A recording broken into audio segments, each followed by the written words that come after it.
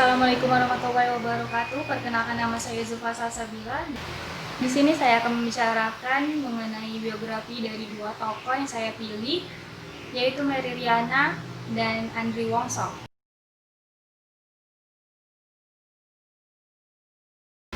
Langsung saja kita akan membicarakan mengenai biografi dari Mary Riana. Mary Riana merupakan seorang motivator dan pengusaha wanita nomor 1 yang ada di Asia, yang lahir dan besar di Jakarta pada tanggal 29 Mei 1980. Mary Riana mengenyam pendidikan dari SD hingga SMA di Jakarta. Namun pada saat perkuliahan dia memutuskan untuk berkuliah di Singapura dikarenakan pada tahun 1998 terjadi kerusuhan dan kericuhan di Indonesia, sehingga ayah Mary Riana mengirimkan anaknya untuk bersekolah di Singapura karena jarak yang dekat, negaranya aman, dan sistem pendidikannya yang bagus. Di NTU sendiri, Mary Riana mengambil jurusan teknik elektro. Nah, selama tinggal dan hidup di Singapura, Mary Riana itu mengalami masa-masa kesulitan, serba berkecukupan. Untuk itu dia berinisiatif untuk meminjam dana beasiswa kepada bank pemerintah di Singapura sebesar 40.000 dolar Singapura dan akan dilunasi pada saat dia lulus dan sudah bekerja. Namun dana yang dipinjam tersebut tidak mencukupi segala kebutuhan Mary Riana. Mary Riana hanya mengantongi 10 dolar per minggu atau sekitar 14.000 rupiah untuk satu minggu, sehingga dia berinisiatif untuk menghemat dengan cara sarapan dia hanya makan mie instan, makan siang dia hanya makan 2 lembar roti tanpa selai, dan makan malam dia harus mengikuti seminar dan pertemuan untuk mendapatkan makanan gratis. Bahkan untuk minumnya saja dia harus mengambil dari air keran yang ada di universitasnya sendiri untuk menghemat pengeluaran yang ada. Nah, karena itu dia berinisiatif untuk mencari kerjaan untuk menambah penghasilannya dengan cara membagikan pamflet atau brosur di jalanan, menjadi penjaga toko bunga, hingga menjadi pelayan banket di suatu restoran. Namun, pekerjaan tersebut tidak menghasilkan dan tidak merubah apapun hidupnya, sehingga Mary Riana memutuskan untuk membuka bisnisnya sendiri, yaitu dimulai dari pembuatan skripsi, mengikuti permainan saham. Namun semua bisnisnya mengalami kegagalan, bahkan hingga mengalami kerugian sebesar 10.000 dolar Singapura. Nah, namun kegagalan itu tidak menyurutkan tekadnya, tidak membuatnya terpuruk, namun dijadikan sebagai pembelajaran untuk bangkit kembali. Mary Riana kemudian bersungguh-sungguh mempelajari tentang pasar dan membuka bisnisnya. Dia mempelajari dengan bersungguh-sungguh mengenai industri perencanaan keuangan bersama dengan teman semasa kuliahnya. Nah, mereka membuka usaha itu dari nol, mengalami kegagalan, bekerja sampai 14 jam per harinya, bahkan Mary Riana harus bekerja sampai jam 2 pagi.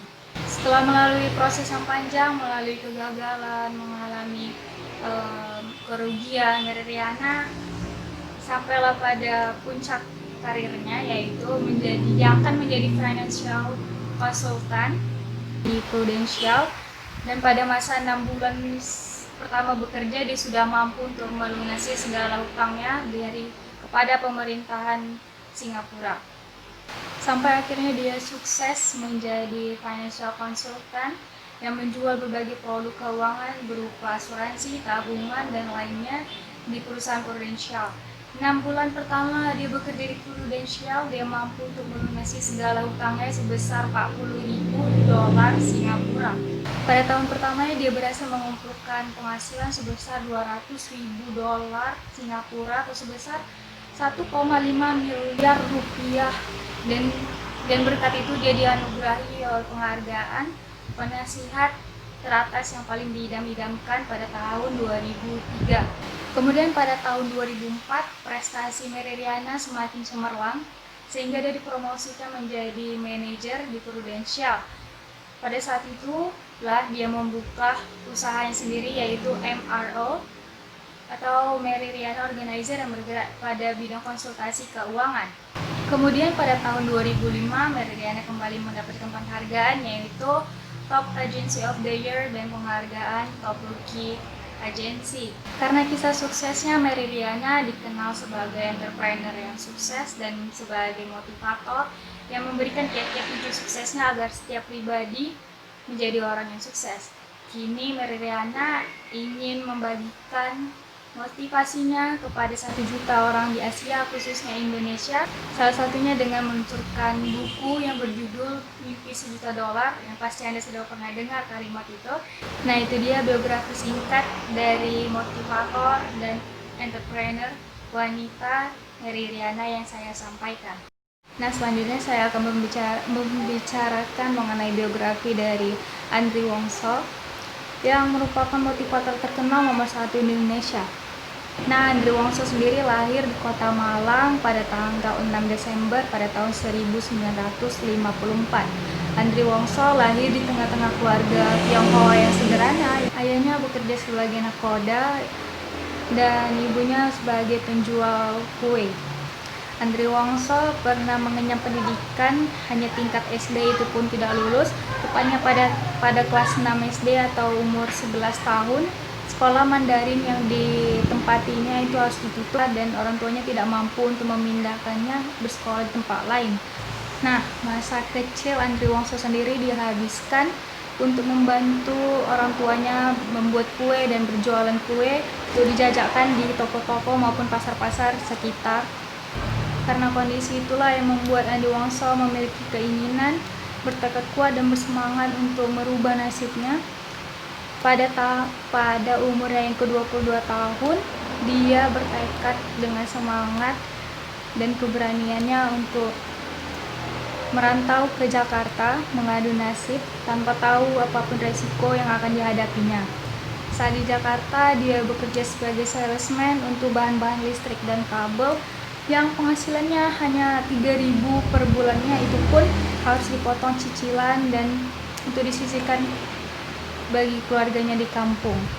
Setelah 1 tahun berlalu, Andri Wongso memiliki keinginan untuk menjadi seorang pemain film karena kecintaannya kepada bela diri kungfu yang digelutinya dari kecil hingga dia remaja. Akhirnya beliau melamar pekerjaan sebagai bintang film di agensi Eterna Film Hong Kong yang dikontrak selama 3 tahun.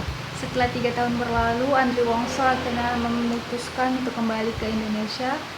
Dan uniknya, seluruh kisah hidup dan perjalanan hidup beliau itu ditulisnya di buku diari sebagai kata-kata mutiara.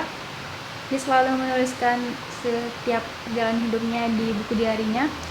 Hingga pada suatu ketika teman sekosnya itu mencontek kata-kata mutiara dari beliau ini, dan karena hal itulah beliau memiliki ide untuk membuat bisnis kartu ucapan berisi motivasi dan kata-kata mutiara yang akan diperjualbelikan. Dengan bantuan kekasihnya, Andri Wongso membangun usaha kartu ucapan dengan merek Harvest.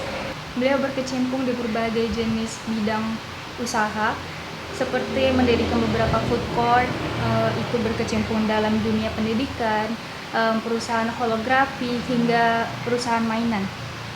Kini beliau dijuluki sebagai motivator nomor 1 Indonesia dengan julukan Andri Wongso SDTT TBS, yang artinya sekolah dasar tidak lulus tetapi bisa sukses. Nah, itu saja biografi dari Andri Wongso yang saya sampaikan. Sekarang saya akan memberitahukan kunci-kunci sukses mereka sebagai pembicara handal, yaitu mereka pastinya sudah memiliki dan menetapkan tujuan selama presentasi. Untuk apa presentasi tersebut? Bertujuan menginformasikankah, menghibur, memotivasi, membujuk, dan sebagainya.